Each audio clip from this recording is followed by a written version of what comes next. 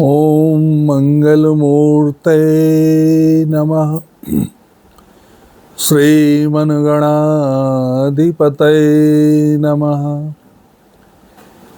दक्षिणे लक्ष्मणो यस्य वामे च जनकात्मजा पुरतो मारुतस्य तं वन्दे रघुनन्दनं। श्री गुरुवे नमः। श्री हरे नमः। सरस्वत्यै नमः। शान्तं शाश्वतं प्रमेयमनघम् निर्वाण शान्तिं प्रदम् ब्रह्मा सम्मुफणीन्द्र सेव्यं निशम् वेदांत वेदं विभुं रामाख्यं जगदीश्वरं सूर्यगुरुं माया मनुष्यं हरिम् नान्यास्मृया रघुपतये हृदयेस्मदीये सत्यं वदामि च भवानिखिलान्तरात्मां भक्तिं प्रयच्छ रघुपुंगवं निर्वरां मे कामादिदोषरहितं कुरु मानसं च अतुलितबलधामं हेमशैलावदेहं दनुजवनकृशानुं ज्ञानिनामाग्रगण्यं सकलगुणनिधानं वानराणामधीशं रघुपतिप्रियभक्तं वातजातं नमामि। वातजातं नमामि। बोलिए राजा रामचंद्र सरकार की जय। हनुमंत लाल की जय। जय जय श्री सीताराम। आइए हम आज उस दिव्य कथा रस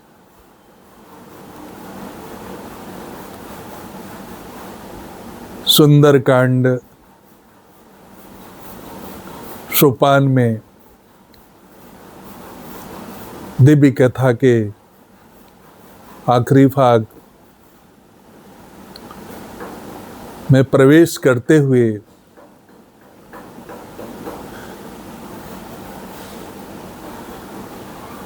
कथा रस पर प्रवेश करते हैं। श्री गुरुवे नमः। श्री गुरुवे नमः। नीलाम्बुज श्यामल कोमलंगम सीता समारोपित वाम भागम पाणो महासायक चारुचापम नमामि रामं रघुवंशनाथम।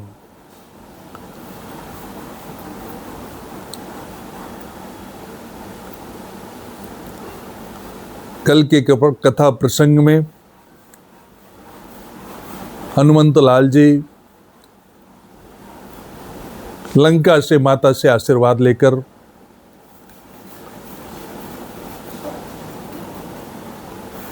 आज कथा में इस क्रम पर अपन आए हैं। यह हनुमंत लाल जी महाराज जैसे बिना श्रम के लंका में प्रवेश किए थे, वैसे ही वो बिना श्रम के लंका का विध्वंस करके, माता से आशीर्वाद लेकर के और साथ में चूड़ामणि का उपहार लेकर के वापस उसी रास्ता से सकुशल समुद्र के उस पार पहुंचते हैं, जहां पर बानर भालुओं और जाम्बवान जी से उनकी मुलाकात होती है। सारा वृतांत बताते हैं, उनको लेकर के भगवान के पास सीधे पहुंचते हैं, सबको लेकर के। और पूरी कथा भगवान को जाम्बवान जी ने बताई है। इस प्रकार महाराज ने लंका जलाई, क्या क्या हुआ, कैसे कैसे, वो सारी कथा भगवान के सामने व्यक्त की है। और भगवान ने हनुमंत लाल जी से प्रसन्न होकर के हनुमान जी से कहते हैं, हनुमान एक बात बताओ कि सीता कैसी है, अपने प्राणों की रक्षा कैसी करती है?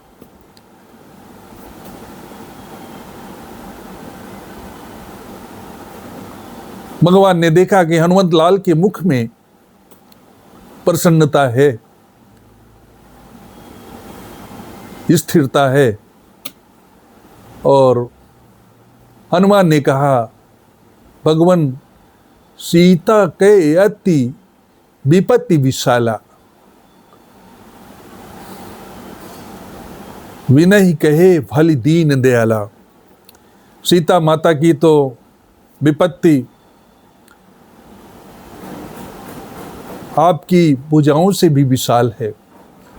लोग आपकी भुजाओं पर विश्वास करते हैं।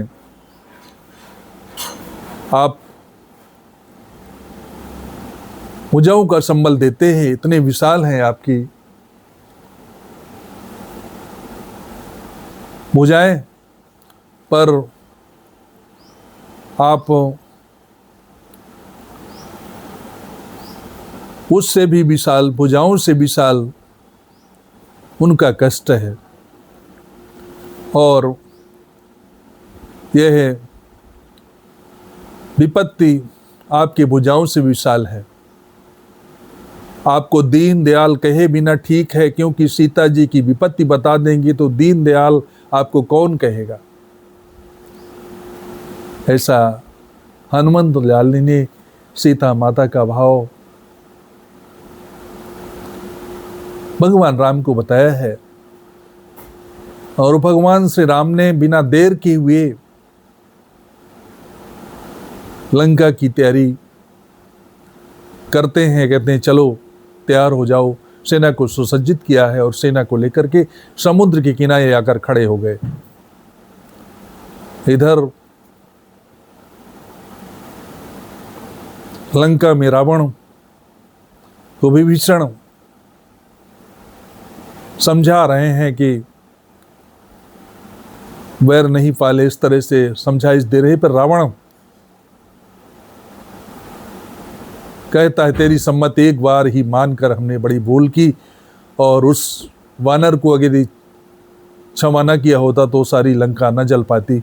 और उसको पाद का प्रहार, विभीषण को रावण ने पाद का प्रहार किया है और कहा जाओ, जो तुम्हारा उपदेश सुने, तुम्हारा जो हितकर है उसके पास चले जाओ।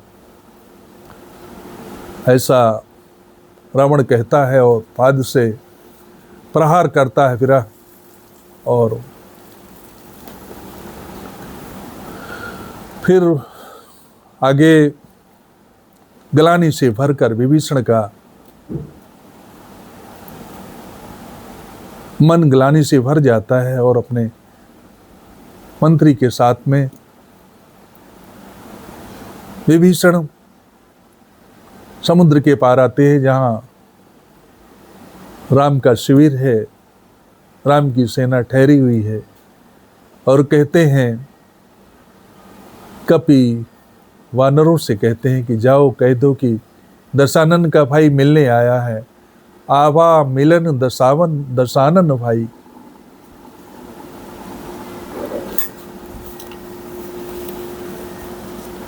और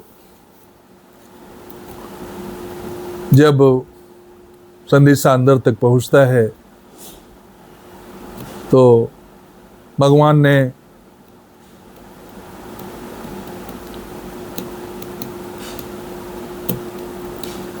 सुग्रीव की ओर देखकर कहा कि देखो ये कोई मिलने आए हैं।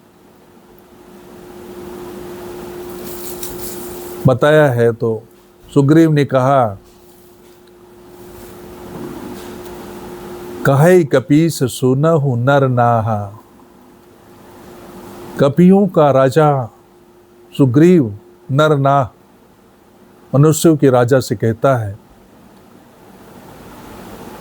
और सोचता है सुग्रीव की सेना नाहक में मारी जाएगी, सेना तो हमारी लड़ेगी और ये खुफिया आया होगा, इसलिए बुद्धिमानी लिए होगी कि हम भी राजा आप भी राजा, और ये जो है तो भेद लेने के लिए आया है, इसलिए इसको बांध दीजिए। ऐसा भगवान के सामने सुग्रीव का प्रस्ताव है। राखी बांधी मोही अस्वभावा। भगवान मुस्कुराते हैं उनकी सम्मति से और हनुमान जी को कहते हैं, क्या राय है आपकी? हंसने का तात्पर्य भगवान का यह है कि हनुमान जी विभीषण को निमंत्रण दे के आए हैं, क्या हमारे शिविर में आपका स्वागत है। और हनुमान जी जब कुछ नहीं बोले तो फिर पुनः भगवान कहते हैं कि आप कुछ बोलो, आपकी क्या सम्मति? वैसे विभीषण जी साधु संत लगते हैं, पर आप भी इनके बारे में कुछ कहो। हनुमंत लाल जी ने कहा है कि भगवान एक बात बताइए, आपकी जो शरणागति है, शरणागति एक औषधालय है या कि एक न्यायालय है? भगवान ने कहा, मेरी शरणागति तो एक औषधालय है, न्यायालय नहीं है। तब हनुमंत लाल जी ने कहा कि तो फिर आप दवाई कीजिए, दवा कीजिए। दवा तो आदमी सबकी करता है, और जो भी आपके शरण में आता है, खोटा हो चाहे खरा हो चाहे क्या फर्क पड़ता है, इससे आप दवा कीजिए। ऐसा हनुमंत लाल जी ने भगवान से निवेदन किया है, प्रार्थना की है और कहा है कि आपका उत्तरदायित्व तो है और आप पालन करिए। भगवान प्रसन्न हुए। भगवान ने कहा, जाओ उसको भीतर ले आओ। हनुमंत लाल जी ने उस विभीषण को अंदर लेकर गए हैं और भगवान ने देखा तो कहा कि आओ लंकेश, कैसे हो? और इनको ले जाकर के अंदर इनको बैठाओ। विभीषण ने मन ही मन सोचा, कैसी मर्जी है ईश्वर की, इनको कैसे पता भगवान को कि मैं ये सोच रहा था। सोचते हुए विभीषण जी आए कि सुग्रीव की और मेरी दशा एक ही है। सुग्रीव को अपना करके उसके भाई का वध, बाली का वध किया भगवान ने। ऐसे ही लगता है कि रावण का वध करके मुझसे भी भगवान मुझको भी अपनाएंगे। राजा बना दिया बाली को किष्किंधा का, सुग्रीव को किष्किंधा का। हो सकता है कि रावण वध के बाद मुझको भी राजा बना दें, ऐसा भाव उनके अंदर चलता है। पर भगवान ने लंकेश कह दिया तो मन ही मन द्रवित हुए हैं, आंसुओं की धारा उनके अंदर बहने लगी। भगवान ने कहा, कैसे है लंकेश? विभीषण के नेत्रों से प्रेमाश्रु बहने लगे। उर कछु प्रथम वासना रही, प्रभु पद प्रीति सरिस सो वही। भगवान, मेरे अंदर कुछ वासना हो सकता है रही हो, पर आपके दर्शन मात्र से मेरी वासना समाप्त हो गई और आपके चरणों में मेरा बारंबार नमन है, वंदन है। भगवान ने कहा, मैं भक्तों के लिए ही जन्म लेता हूँ और भक्तों का कल्याण करना ही मेरा मनोरथ है। और विभीषण को लंका का राजा घोषित किया है भगवान ने। और भगवान ने विभीषण से पूछा है कि समुद्र में पुल बांधने के लिए आगे हमको लंका पार, समुद्र पार करने के लिए क्या करना चाहिए। तो विभीषण ने कहा कि आपके कुलगुरु भी हैं, आप उनसे विनय करिए, अनुरोध करिए। तो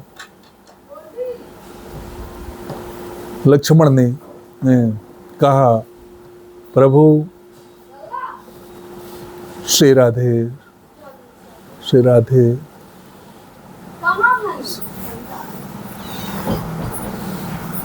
श्री राधे श्री राधे। तब लक्ष्मण ने कहा,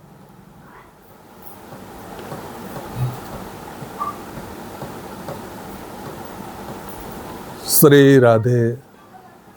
लक्ष्मण ने कहा कि आप जो है तो धनुष बाण धारण किए हुए हैं, समुद्र को सुखा लीजिए। यह विनय करना उनका काम नहीं है, आलसियों का काम है, इसलिए आप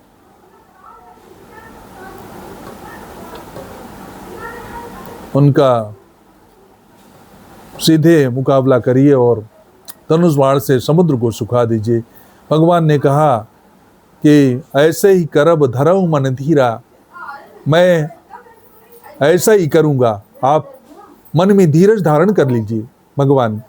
और उन्होंने धीरज धारण किया है, धैर्य धारण किया है। 3 दिवस तक भगवान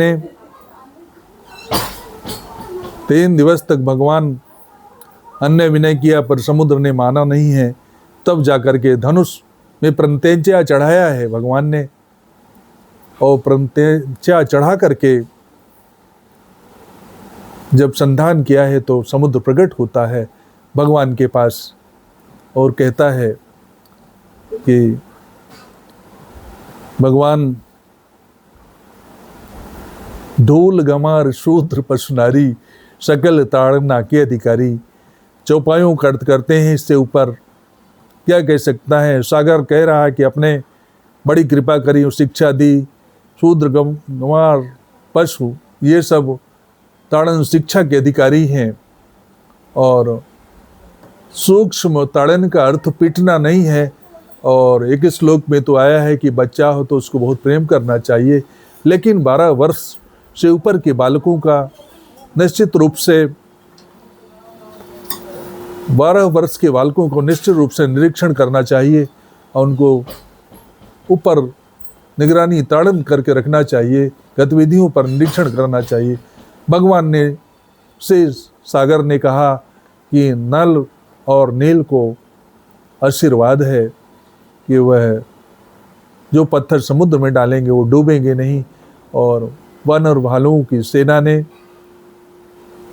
मिल करके नल नील के द्वारा समुद्र पर 100 योजन लंबा पुल को बनाया है। काफ़ी मेहनत के बाद मनुष्यों द्वारा, बानरों द्वारा बनाया हुआ वह पुल तैयार हो गया है कम समय में। और जब पुल बन जाने के बाद भगवान किनारे पर खड़े हुए हैं तो सभी जलचर आकर के बड़े बड़े योजनों तक आकर के खड़े हो जाते हैं।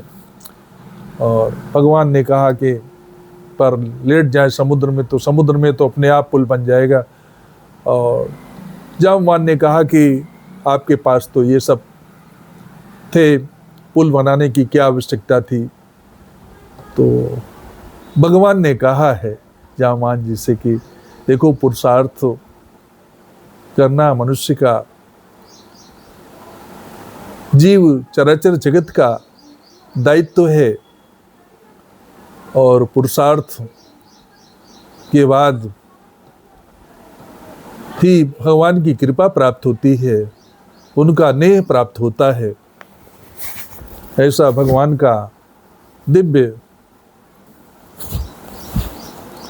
कृपा प्रसाद है। और फिर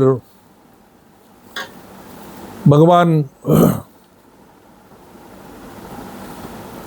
की ऐसी आनंद कृपा हुई कि पुल बंद करके तैयार हो गया, और सेना, बंदर सेना, सारी सेना राम काज के लिए आगे बढ़ी हैं। बोलिए भक्त वत्सल भगवान की जय। श्री राम जय राम जय जय राम। श्री राम जय राम जय जय राम। श्री राम जय राम जय जय राम।